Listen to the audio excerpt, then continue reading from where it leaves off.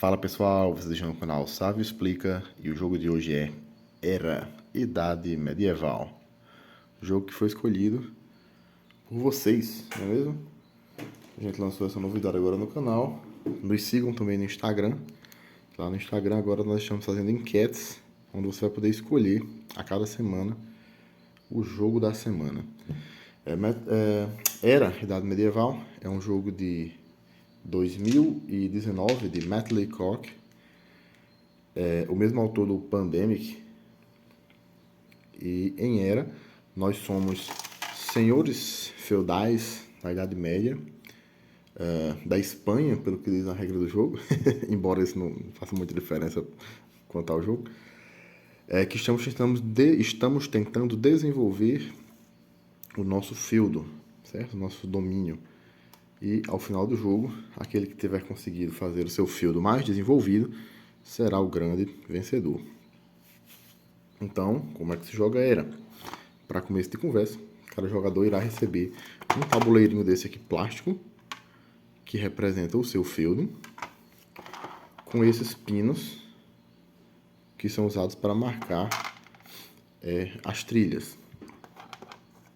Você irá posicionar o pino azul nessa primeira trilha, que representa as mercadorias. No vídeo certamente não vai dar para ver, porque não é pintado, é apenas desenhado em alto relevo, digamos assim. Então fica amarelo no fundo amarelo. Mas quando você vê a olho nu, dá sim para entender. Mas aqui esse primeiro ponto, ele chama de mercadorias. Você começa marcando no espaço 0. O segundo com o pino azul. As pedras, que é este segundo aqui, você marca com o pino cinza. Você já começa com uma pedra. Madeira, você já começa com 2.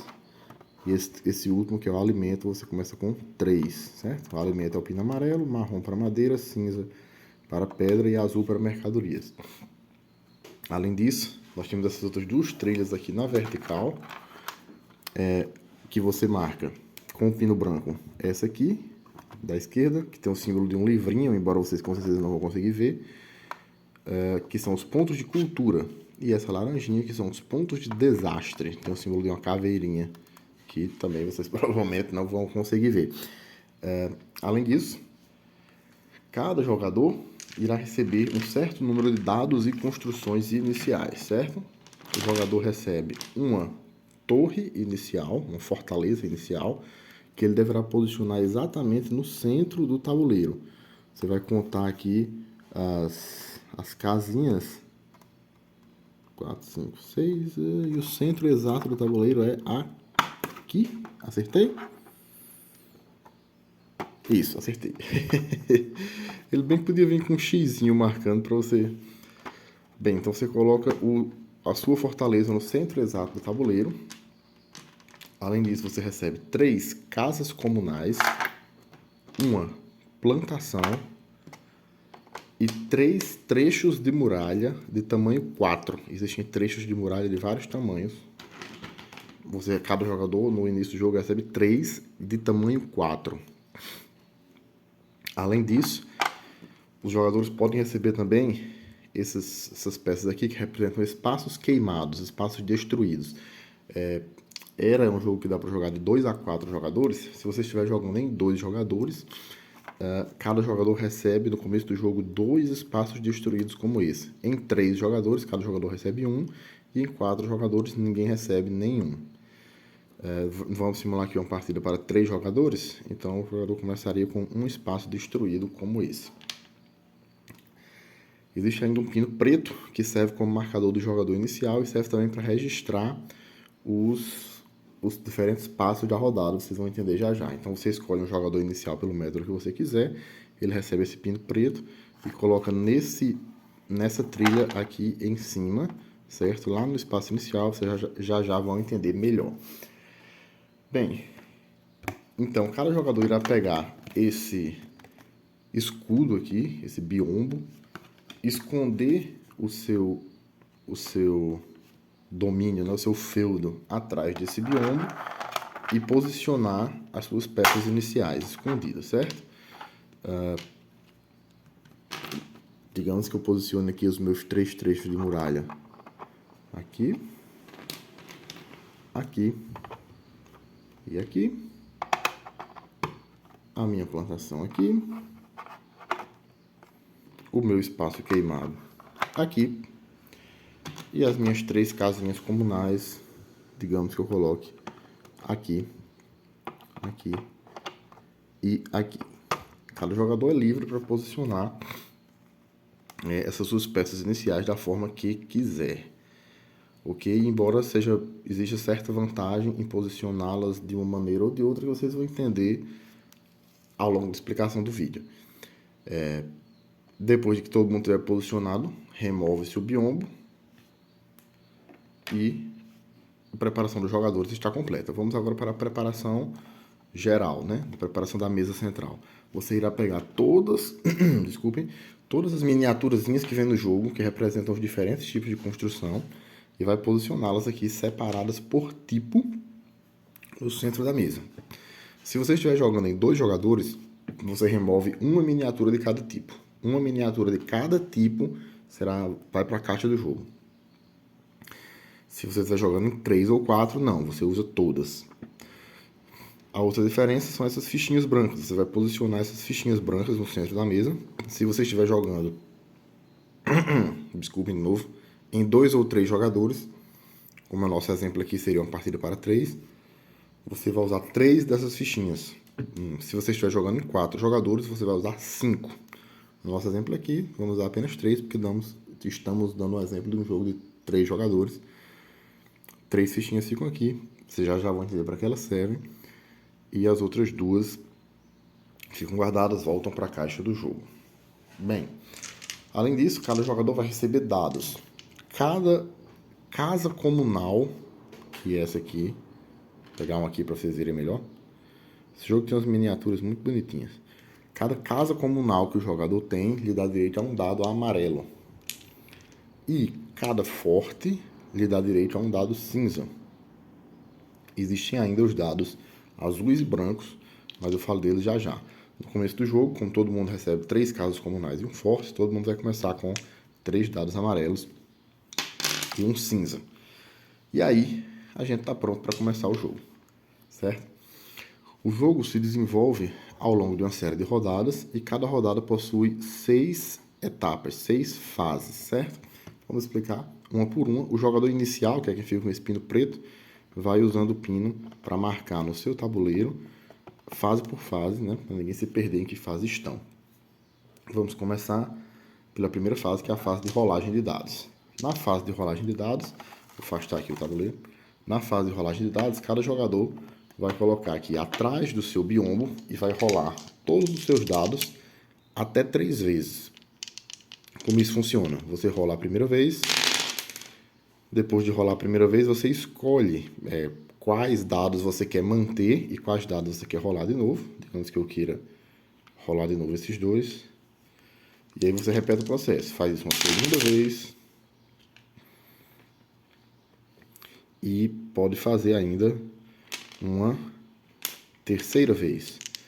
É perfeitamente possível rerolar de novo, rerolar na terceira rolagem um dado que você manteve entre a primeira e a segunda, certo? Ou seja, o fato de você ter escolhido guardar aquele dado depois da primeira jogada não obriga você a guardar ele depois da segunda.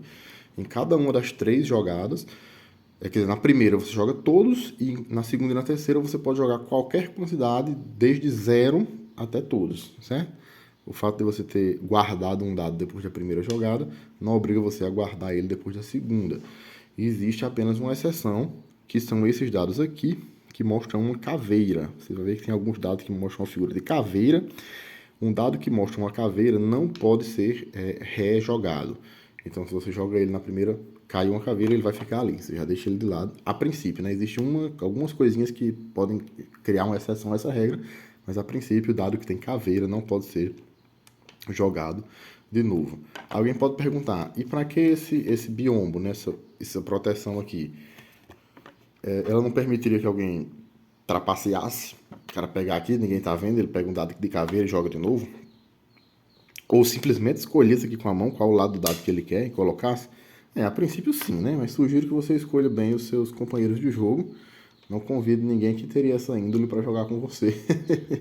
Porque, na verdade, esse é o tipo de jogo que a gente chama de jogo que exige honestidade. Porque ele tem uma etapa dele onde, se o jogador quiser trapacear, meio que não tem nada que os outros possam fazer para impedir. Então, como eu disse, escolha bem os seus companheiros de jogo.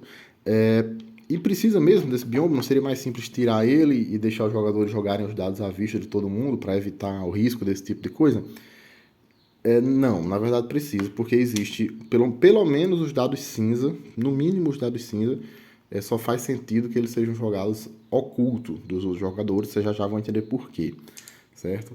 Porque se os jogadores jogam todos ao mesmo tempo, então se um jogador fica ali olhando os dados do outro, ele pode, principalmente no que diz respeito aos dados cinza, que vocês vão entender melhor, dizer, não, deixa eu ver se vale a pena jogar ou não o meu dado baseado naquilo que o outro jogador está fazendo. Então, para isso que serve o biombo. No mínimo, para os dados cinza, ele seria necessário, como vocês verão. Então, é isso. Primeira fase, rolagem de dados. Você joga todos os dados da primeira vez, decide quais você mantém e quais você joga de novo, e repete o processo mais outras 2 vezes, né? No total de 3 jogadas ao todo. Com o detalhe de que dados que mostram caveiras não podem ser jogados novamente. E aí, depois todo mundo retira o biombo e a gente passa para a segunda fase, que é a fase de coleta de recursos. Na fase de coleta de recursos, cada jogador vai receber os recursos que foram obtidos no seu dado, certo? Vamos explicar aqui um por um. Sempre que um dado mostrar esse símbolo de um baú, você ganha um de mercadoria, que é o azul. Sempre que ele mostrar uma pedra, você ganha... Deixa eu encontrar uma imagem melhor da pedra. Você ganha pedra, o mesmo para madeira, o mesmo para comida. Madeira aqui, deixa eu mostrar o desenho. E comida é essa espigazinha de trigo. Você avança com os marcadores aqui nas suas trilhas. No meu exemplo aqui, existem alguns dados que mostram mais de um item na mesma face. Por exemplo, essa face aqui mostra 3 madeiras. Quando isso acontecer, você recebe, se os itens estiverem simplesmente assim, lado a lado, você recebe todos os itens mostrados. Mas se os itens estiverem separados por uma barra, como é o caso aqui, essa barra significa ou. Ou você recebe um item, ou você recebe o outro. Então, no meu exemplo aqui, digamos que esse dado eu prefiro receber uma pedra. Por esse outro, eu prefiro receber uma pedra também. Por esse, eu recebo 3 comidas. 1, 2, 3. Agora eu vi que essa muralha ficou mal posicionada, né? Porque vai cobrir aqui, mas deixa. E esse outro aqui que mostra espadas, se não usa nesse momento, você já vai entender para que serve. Além disso, como eu tenho uma fazenda, todo mundo começa com uma fazenda no começo, eu recebo uma comida extra, uma comida a mais. Deixa eu mudar aqui a posição dessa muralha, porque vai ficar ruim para o vídeo. Durante o jogo de verdade, vocês não vão poder fazer isso, viu? O prédio posicionado fica lá. Vocês já vão entender por que também que eu ganhei uma comida extra pelo fato de possuir uma fazenda. Alguns detalhes é que existem quantidades máximas de cada produto que você pode ter. Inclusive são quantidades diferentes.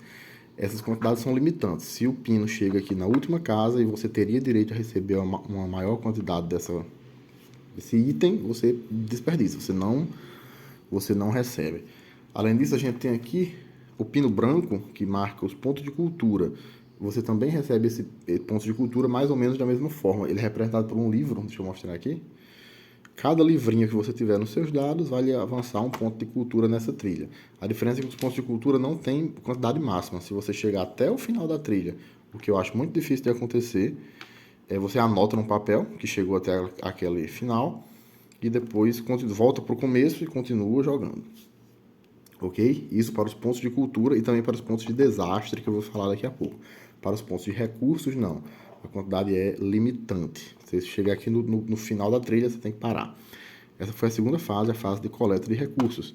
A terceira fase é a fase de alimentação, certo? Os dados representam os nossos trabalhadores, os nossos habitantes do feudo, representando as 4 classes sociais que existiam na Idade Média, certo? Então, os dados cinza representam os guerreiros, os dados amarelos representam os camponeses, Os dados azuis representam os burgueses e os dados brancos representam os religiosos. Então, cada dado representa uma pessoa que mora lá no seu field e você tem que dar de comer a esse pessoal, tem que alimentar a galera.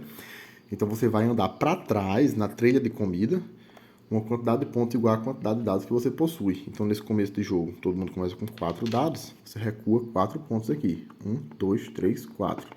Ao longo do jogo, você pode adquirir mais dados, o que vai fazer com que você precise alimentar mais bocas também, não é? Depois da fase da alimentação, é interessante que essas 3 primeiras fases, elas não têm nenhuma ação que interfira, que os jogadores interfiram uns nos outros. Então, elas podem ser realizadas ao mesmo tempo. Todo mundo jogando ao mesmo tempo. Para economizar, né? Economizar tempo. Simultâneo você joga. A partir da quarta fase, aí sim é que a ordem de jogo passa a ser importante. Então, da quarta fase em diante é que você começa. O primeiro jogador faz, depois o segundo, sempre seguindo em sentido horário, certo? As fases realizadas em sequência, ou seja, todo mundo realiza uma fase, em seguida todo mundo realiza outra. Então, a quarta fase, que é a primeira no qual a ordem de jogo importa, é a fase dos desastres. Nessa fase, lembra dos dados que eu disse que quando você tira um símbolo de caveira, você não pode jogar de novo o dado, o símbolo de caveira fica lá? Pois bem, para que servem esses símbolos de caveira? Servem para ser resolvidos na fase de desastres, certo? A gente tem aqui, cada jogador tem no seu biombo uma explicação de quais são os tipos de desastre, dependendo da quantidade de caveiras que ele tiver. Eu vou explicar aqui rapidamente. Vou tentar aqui explicar rapidamente. O interessante é que mais caveiras não significa necessariamente desastres piores. Inclusive, existem alguns desastres que não acontecem com você, acontecem com seus adversários. Então, uma coisa que você tem que levar em conta na hora de jogar os dados é também essa quantidade de caveiras. Buscando ali um desastre que seja menos desastroso para você, ou até mesmo desastroso para os adversários, como vocês verão agora. Se você tiver uma caveirinha só, o desastre ele chama de bandidos. Você avança um ponto aqui na sua trilha de desastres ou perde um recurso. Você escolhe. Você anda para trás aqui, nesses seus 4 recursos, você escolhe um para andar um ponto para trás, ou caso não queira ou não possa, você avança um ponto aqui nessa trilha laranjinha, que é a trilha de desastres. Perde um recurso ou avança um ponto na trilha de desastres. O segundo, o desastre que é causado quando você tira 2 caveirinhas é a doença, certo? A doença, você irá avançar um ponto de desastre aqui, eu não expliquei ainda, mas vocês devem imaginar que isso não é muito bom, né? O nome já denuncia. Você vai avançar um ponto de desastre para cada edifício agrupado que você tiver. O que é isso? O que ele chama de edifício agrupado?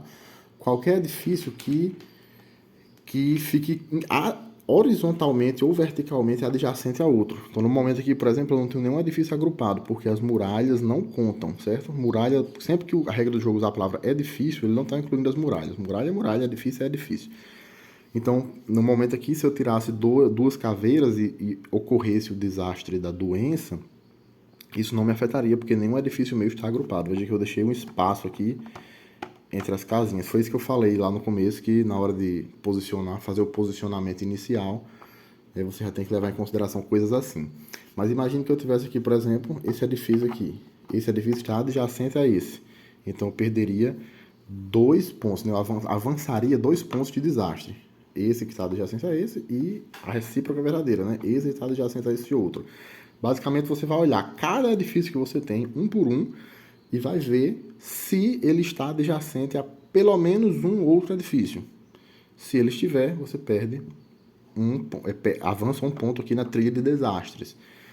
Ou seja, você pode perder até uma quantidade máxima de pontos, até mesmo igual à quantidade total de edifícios que você tem. É o máximo que você perde, certo?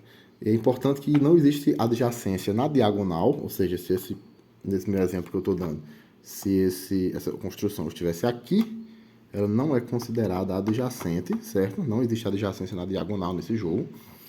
E outro ponto importante são as muralhas e a fortaleza. As muralhas da fortaleza não são consideradas para efeitos de doença, porque elas são consideradas edifícios protegidos. Na verdade, a fortaleza, para todos os efeitos, é como se ela fosse um mini trecho de muralha dando volta sobre si mesma. Outro ponto importante a respeito, aí não tem mais a ver com a questão da doença. com a questão, né, do desastre, mas é importante explicar também, é a respeito do que eu falei, que a adjacência só conta na horizontal e vertical. Isso vale, inclusive, para as muralhas, certo? Então, se eu tiver dois trechos de muralha que estejam assim... Só um segundo. Opa, eles não são considerados adjacentes, certo? Eles estão se tocando na diagonal. Então, eles não são considerados adjacentes. Para eles serem realmente adjacentes, tem que estar assim. E vocês já vão entender também qual é a importância de trechos de muralha estarem fechados, né? Para que servem as muralhas? Vocês vão saber já já. Então, esse foi o desastre de duas caveiras. Doença. Você avança um ponto na trilha de desastres para cada edifício que você tiver que seja adjacente a pelo menos um outro edifício. Você vai contando edifício por edifício e você olha, ele é adjacente a alguém? É. Então eu avanço um ponto na trilha de desastres. Esse aqui é adjacente a alguém? Não. Então não avança. E as exceções são as muralhas e a fortaleza. As fortalezas e a muralha não contam para essa finalidade. Então, se um determinado edifício for adjacente apenas à muralha e a mais ninguém, ou então apenas à fortaleza e a mais ninguém, ele não é considerado adjacente. Da mesma forma, a fortaleza não é considerada adjacente a ninguém. De novo, tudo isso que eu estou explicando para efeitos de aplicação desse segundo desastre, que é a doença. O terceiro desastre, né, que ocorre quando você tira 3 caveiras, é a traição. Esse é o desastre, como eu disse, que não acontece para você, acontece para os outros. Ou seja, é um desastre bom, porque você vai prejudicar os adversários. Você simplesmente, quando tirar a traição, né, as 3 caveiras, você vai pegar uma área queimada, né, essas áreazinhas queimadas, e vai entregar uma para cada adversário. Então, se você estiver jogando aqui entre 3 jogadores, por exemplo, você pega 2 e entrega uma para cada adversário. E os adversários vão ser obrigados a posicionar essas áreas queimadas no seu tabuleiro. Para que elas servem? Elas não servem para nada. E é justamente esse o problema delas. Elas ficam ali ocupando um espaço valioso que poderia ser ocupado por coisa mais importante. Então, esse é o terceiro desastre, traição. O jogador entrega uma área queimada dessa para cada adversário, para cada oponente, e ele é obrigado a posicionar em uma área sem muralha. Ou seja, no começo do jogo não tem área nenhuma com muralha, né? Porque a muralha está aberta. Mas a partir do momento que a muralha estiver fechada, deixa eu pegar aqui um exemplo de muralha fechada só para vocês verem. Outro ponto importante a respeito das muralhas é que as torres, elas contam, de certa forma, como muralha. Então, se uma torre pode, digamos assim, ficar no meio da muralha, como eu estou fazendo aqui, tá vendo? Esse trecho aqui, você vem a muralha, adjacente à torre, adjacente a outra muralha. Então, essa muralha considera-se fechada. Você pode ter uma torre no meio da muralha, que ali vai ser considerado parte integrante da torre para todos os efeitos. Então, pronto, a partir desse momento eu tenho uma área fechada, uma área aqui murada. Então, eu não posso colocar essa minha área queimada que eu recebi em virtude do desastre dentro da muralha. Tem que ser obrigatoriamente fora. E se eu tiver uma área murada tão grande que não caiba uma área queimada dessa, o que eu faço? Você é obrigado, se for o caso, a remover uma peça sua que está fora da muralha para poder posicionar a área queimada, certo? Então, realmente é um desastre bem ruim. Mas se a minha área murada for tão grande, mas tão grande, que mesmo removendo alguma estrutura, algum edifício que está do lado de fora, não tem espaço para eu colocar a área queimada. Bom, então nesse caso você não precisa colocar a área queimada. Você se deu bem. Você não vai precisar colocar a área queimada, nem vai precisar remover edifício nenhum. Isso quando? Quando a sua área murada for tão grande que mesmo removendo, hipoteticamente, uma ou mais construções, você não conseguiria colocar uma área queimada. Se removendo uma ou mais construções sobra espaço para você colocar uma área queimada, aí você é obrigado a remover para colocar a área queimada. Se não, aí você não remove, você passa em branco por esse desastre, certo? Você tá aí a primeira vantagem de ter uma área murada, e existem outras, como vocês verão. O quarto desastre, que acontece quando você tem 4 caveiras, é fogo. Simplesmente você remove uma construção sua própria, né? O desastre que acontece com os outros é o do 3 caveiras e o de 5, que eu explico já. Com 4 caveiras, fogo, você remove uma construção. Simplesmente escolhe uma construção sua e retira. Com 5 caveiras, é outro exemplo de desastre que acontece com os outros e não com você. Esse desastre se chama ataque, atacar. O oponente, é como se fosse o fogo, só que para os outros. Os oponentes, cada oponente vai ser obrigado a remover uma construção, desde que ela não esteja nas muralhas, certo? Aqui temos aí a segunda vantagem de ter uma construção nas muralhas. Quando acontecer esse efeito de 5 caveiras, atacar. O oponente escolhe uma construção qualquer dele, que não esteja dentro de uma área murada, e remove. Se ele não tiver nenhuma construção fora das muralhas, ele passa batido, não precisa remover. E 6 ou mais, se tiver 6 ou mais caveirinhas, aí o desastre é revolta. Você perde todas as suas mercadorias, ou seja, todos esses azulzinhos aqui. Qualquer quantidade que você tiver, vai a 0, você perde. Quando tiver 6 caveiras ou mais. Achou complicado? Muita coisa? Excesso de informação? Mas tudo isso está escrito aqui no seu biombo de jogador, de maneira resumida, certo? Quando você for ao longo do jogo, você vai colando por aqui e é fácil de entender. Então essa foi a fase do desastre. Cada jogador na ordem resolve os seus desastres de acordo com a quantidade de caveirinhas que tiver. E a gente passa para a quinta fase, que é a fase da construção. Existem alguns dados aqui que mostram um martelo. Veja, eu não tirei, por acaso eu não tirei nenhum martelo, mas veja que existem lados que mostram um martelo, 2 martelos, enfim. Nessa fase 5, que é a fase de construção, você tem direito a construir tantas construções, tantos edifícios ou muralhas, quanto martelos você tiver. Certo? Então, no meu caso aqui, eu não poderia construir nada. Eu teria que passar batido pela fase de construção, porque eu não tirei nenhum martelo. Mas se eu tivesse, digamos aqui, 2 martelos, eu teria o direito de construir 2 construções desse leque aqui, desse cardápio de construções que a gente tem. E eu explico em breve para que elas servem. Só que assim, o martelo lhe dá o direito de construir, mas você precisa também ter os requisitos. E aí, no biombo de jogador, você tem a lista de todas as construções, dos requisitos que você precisa ter para construir em matéria-prima. Então, alguns delas você precisa possuir pedra, ou madeira, ou mercadorias. Você anda para trás com os marcadores aqui nas trilhas, né, com os respectivos mercadorias que você quiser construir. Então, digamos, por exemplo, que eu quero construir uma igreja. Você vai ver aqui no seu biombo de jogador que uma igreja custa uma madeira, uma pedra e uma mercadoria. No nosso exemplo aqui, eu não poderia construir uma igreja porque eu não tenho mercadoria, né? Está em 0. Mas digamos que eu tivesse uma, só para dar o exemplo. Então, eu ando para trás aqui. Uma madeira, uma pedra e uma mercadoria. Pronto, paguei o custo, coloco a igreja num espaço vazio, num espaço que esteja vazio, no meu tabuleiro. E aí, bom, quais são isso basicamente é a fase de construção. Cada jogador em ordem vai realizar quantas construções ele quiser ou puder, limitado ao número de martelinhos que ele tirou no dado e limitado ainda pela disponibilidade dos recursos que ele vai precisar pagar para fazer as construções. Quais são as construções e para que elas servem? Vamos explicar aqui muito resumidamente. Primeira muralha. A muralha eu já expliquei mais ou menos para que ela serve. Né? Serve para você criar áreas muradas no seu tabuleiro. E as áreas muradas, quais são a vantagem que ela dá? Bom, alguns eu já expliquei, né? Uma área murada fica imune a alguns daqueles desastres, conforme eu expliquei na fase anterior. Além disso, a principal vantagem que a área murada oferece, a maior de todas, é dobrar a pontuação de todos os edifícios que estão dentro dela. Se você conseguir fazer uma área murada fechada, vocês verão que no final do jogo, cada edifício construído vale uma certa pontuação. Então, se você tiver uma área murada fechada, a pontuação desses edifícios que estão dentro da área dobra, multiplica por 2. Ou seja, é praticamente impossível você ganhar o jogo se você não tiver uma área murada de respeito com a maioria dos edifícios dentro dela.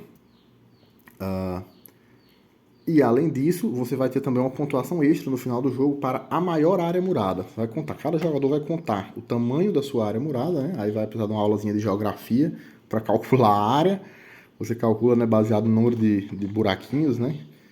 E quem tiver a maior área murada ganha. Lembrando que uma área só é considerada murada se o muro realmente for fechado ao redor dela. Se estiver faltando um pedaço aqui, não tem área murada nenhuma. Ela só vai começar a contar como murada quando tiver fechada. O forte. Para que serve o forte? O forte lhe serve, o segundo tipo de construção, ele lhe serve para lhe dar um dado cinza a mais. Os dados cinza representam um nobre. Então, sempre que você constrói um forte, você ganha mais um dado cinza, que representa os nobres. A casa comunal, casinha pequena aqui, a casa do camponês. Quando você constrói uma casa comunal, você recebe um dado amarelo. Para cada casa comunal que você tiver, um dado amarelo. A igreja é esta aqui. A igreja, você, ao construir a igreja, recebe um dado branco, que são os dados que representam os religiosos. Os dados brancos têm um símbolo de uma pena, que eu já explico para que serve. É um símbolo que só tem nos dados brancos. A moradia burguesa, essa aqui que tem um formato de L, azulzinha, ela lhe dá um dado azul, um dado que representa o burguês. Os dados que vão ser usados lá na fase 1, né? A fazenda, cada jogador também já começa com uma. A fazenda lhe dá uma comida a mais na etapa de coleta. Ou seja, lá na etapa 2, onde você coleta os recursos, você sempre vai dar um ponto de comida para cada fazenda que você tiver, independente de ter tirado ou não no dado. Se você tirar 0 comida no dado, você ainda anda um ponto por cada fazenda que você tiver. No começo do jogo, cada jogador já começa com uma fazenda. A serraria lhe concede 2 madeiras, certo? 2 pontinhos de madeira aqui no marcador, também na etapa de coleta. Mesmo que você não tire nenhuma madeira no dado, você anda 2 pontos para cada serraria que você tiver.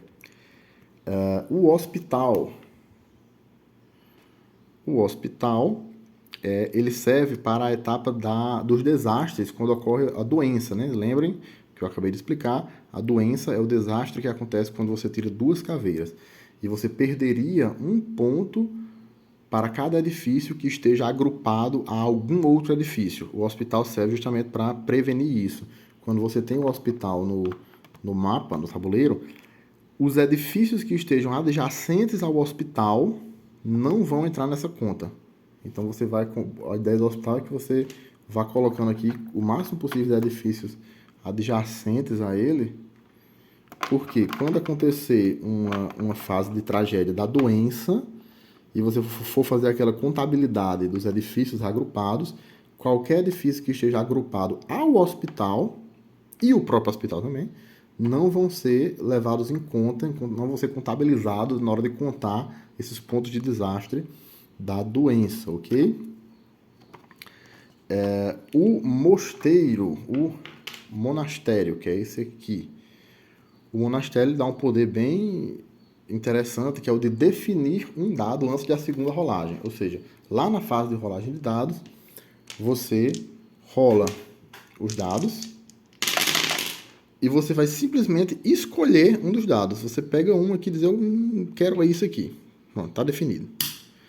Você escolhe isso depois da primeira rolagem e antes da segunda. Esse dado você simplesmente escolhe o lado dele e deixa ele de lado. E aí continua jogando só com os outros. Se depois da segunda rolagem você se arrepender e dizer, eu mantive esse aqui, mas acho que eu não gostei não. Você pode rolar ele de novo? Pode sim. Perfeitamente possível, certo? O monastério é isso. Você escolhe um dado depois da primeira rolagem e antes da segunda para simplesmente definir o lado que você quer. Deixa ele ali definido. Se você se arrepender, né, você pode perfeitamente jogar ele de novo depois da segunda rolagem, se for o caso. E você pode, isso vale inclusive para dados com caveira, então o monastério é muito útil para a questão das caveiras. Você pode tirar um dado com caveira na primeira rolagem e mudar ele para outra face, certo? É perfeitamente permitido. Essas são as construções que têm efeito durante o jogo, digamos assim. Tem algumas outras construções cujos efeitos só vão ser verificados no final da partida. Elas lhe dão pontuações de bônus no fim do jogo.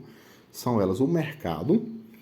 O mercado vai lhe dar pontos no fim do jogo para cada espaço vazio ao redor dele. Então, digamos que o mercado esteja aqui. Lembrando que a adjacência nesse jogo só importa horizontal e vertical, não importa diagonal. Então, vejo que eu tenho 8 espaços vazios ao redor do mercado, né? 2 à direita, 2 à esquerda, 2 em cima e 2 embaixo. Se eu tivesse aqui, eu teria 6 espaços vazios ao redor do mercado. Diagonal não conta, repetindo pela milésima vez.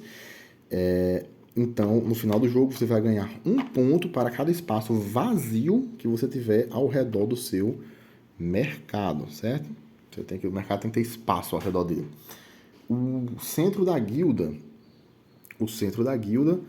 ele vai lhe dar, no final do jogo, um ponto por cada recurso que sobrar com você. No final da partida, os recursos que sobrarem aqui no marcador de recursos simplesmente não contam ponto nenhum, não servem para nada, a não ser que você tenha o centro da guilda, certo? O centro da guilda, cada recurso que sobrar na sua mão no final do jogo vai lhe valer um ponto.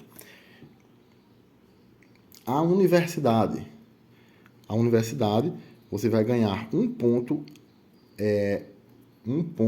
de vitória por cada ponto de cultura que você tiver. Os pontos de cultura são marcados aqui no marcador branco. Eu não falei muito deles, mas eu expliquei, né? Brevemente, mas eu expliquei. Que você avança um ponto de cultura sempre que você tira esse símbolo do livro, esse livrinho do dado. Então, sempre que na rolagem de dados sai um livrinho como esse, você avança um ponto de cultura. Você já vai entender para que ele serve lá no final, na contagem de pontos final. Mas se você tiver uma universidade, você vai ganhar um ponto extra, um ponto a mais para cada ponto de cultura que você tiver. E se você tiver uma catedral, você vai ganhar um ponto extra, um ponto a mais para cada dado que você tiver no final do jogo. Quando for lá no final do jogo, na contagem final de pontos, que eu explico daqui a pouco, você vai contar pontos extras para essas construções, né? Mercado, centro da guilda, universidade e catedral. Cada um vai dar pontos extras de uma maneira diferente. O mercado por espaços vazios ao redor dele, o centro da guilda por mercadorias que sobrarem na sua mão, a universidade pelos pontos de cultura e a catedral pelos dados. Ok? Então essa é a fase de construção. Aproveitei ela para explicar para que serve cada uma das construções. Cada uma vai ter um custo em matérias-primas e você só pode construir se tiver o martelinho. Para cada martelinho que você tiver tirado no dado, ele dá direito a construir uma construção, desde que você pague as matérias-primas correspondentes. Por último, vamos para a sexta e última fase, que é a fase dos combates. Aí é onde entram em cena os dados cinza, que são os dados dos guerreiros.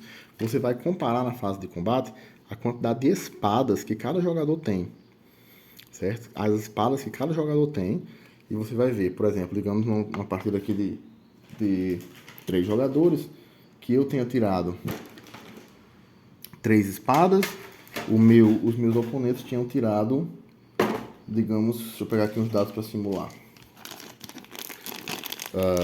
Digamos que eu tenho um determinado oponente que tenha 2 dados cinza, porque em determinado momento ele já construiu uma segunda muralha, e ele nesses dados cinza tirou... Os dados cinza são os únicos que tem espada.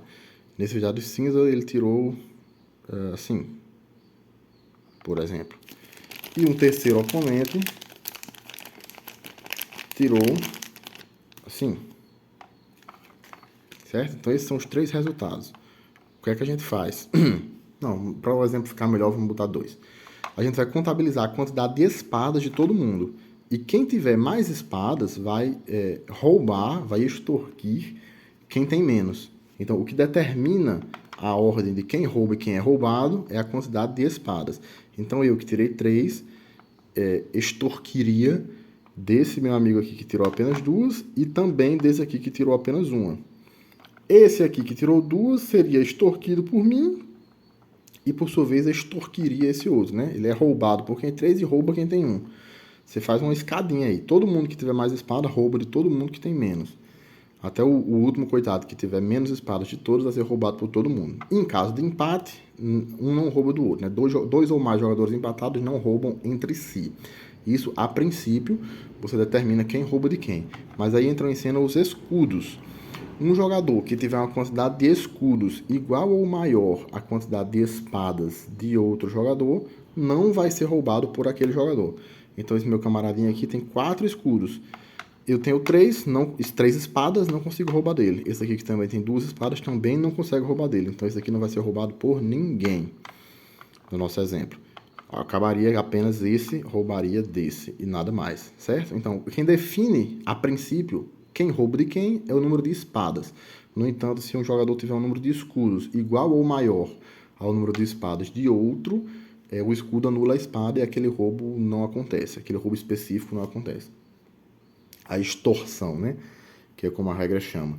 E como é que funciona isso? Você simplesmente escolhe um recurso do adversário para roubar. Então, no nosso exemplo aqui, acabou que eu extorqui desse. Então eu digo, eu escolho extorquir você em mercadorias, que é o itemzinho azul. Então o meu adversário vai andar para trás na trilha de mercadorias dele um espaço e eu vou andar para frente na minha. Como se eu estivesse, né, pegando uma dele para mim. Você rouba um item, né? Pode ser mercadoria, pedra, madeira ou comida, de cada jogador que você tenha mais espadas do que ele, exceto se o número de escudos daquele jogador for igual ao seu número de espadas. E você tem que roubar um recurso que ele tenha. Se ele tiver 0 em um determinado recurso, você não pode escolher aquele. Né? Quem escolhe é quem está fazendo a extorsão, mas você não pode escolher um recurso que ele não tenha. Tem que escolher. E se ele não tiver nenhum recurso? Bom, se ele não tiver nenhum recurso e ele não puder pagar, portanto, ele vai avançar 2 pontos na trilha de desastres, 2 pontos na trilha de desastres, para cada recurso que ele não puder ou quiser entregar aos adversários, certo? É importante também, ele pode simplesmente recusar, dizer, não entrego. Mesmo tendo, eu me recuso a entregar. Mas aí o preço a pagar é avançar 2 pontos na trilha de desastre para cada recurso não entregue. Ok? E bom, essa foi a fase da extorsão e essa foi a última fase do jogo. Finalizada a fase da extorsão, o pino preto, que serve como marcador de jogador inicial, é repassado para o vizinho da esquerda, que vai ser o novo jogador inicial, e o jogo continua. Isso vai ocorrendo até quando? Bom, é para isso que servem as fichinhas brancas que eu expliquei lá no começo do jogo. Sempre que um determinado tipo de construção acabar, foram construídas todas, por exemplo, todas as serrarias, não tem mais nenhuma serraria, você vira uma fichinha dessa com o lado X para cima. Daqui a pouco o jogo foi rodando, acabaram as catedrais, não tem mais nenhuma catedral. Você gira o segundo pino para o lado vermelho para cima. E mais adiante acabaram, sei lá, as casas comunais. Você vira o terceiro. Quando todas as fichinhas estiverem viradas com o lado vermelho para cima, né, com o X vermelho para cima, você conclui a rodada que já está acontecendo, é porque assim, isso vai acontecer na fase 5, né, que é a fase de construção. Afinal de contas, é na fase de construção que as construções são feitas. Você vai finalizar a fase de construção, você vai depois fazer a fase da extorsão, né, a fase da guerra, e aí pronto, finalizada essa última rodada, o jogo acaba e a gente vai contar pontos, certo? Então o jogo acaba até que todas as fichinhas vermelhas estejam viradas para cima. Cada fichinha vermelha é virada para cima no momento em que acaba um determinado tipo de construção. E aí acaba o jogo, a gente vai contar pontos. Como é que se contam os pontos? Aqui o jogo tem essa caderneta aqui de contagem de pontos. Mas é bem simples. Basicamente, cada construção, pelo simples fato de estar no tabuleiro, né, de estar construída, vai lhe dar um determinado número de pontos que vem aqui trazido no seu biombo de jogador e vem trazido também no folheto de contagem de pontos. Você então vai contar o ponto de cada construção que você tem, pelo simples fato dela estar lá em pé, dela estar lá construída.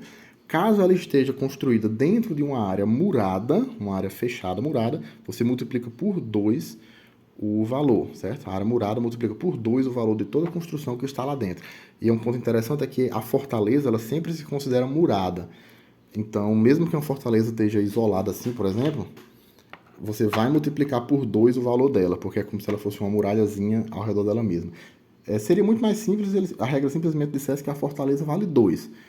Mas, enfim, não é isso que ela diz.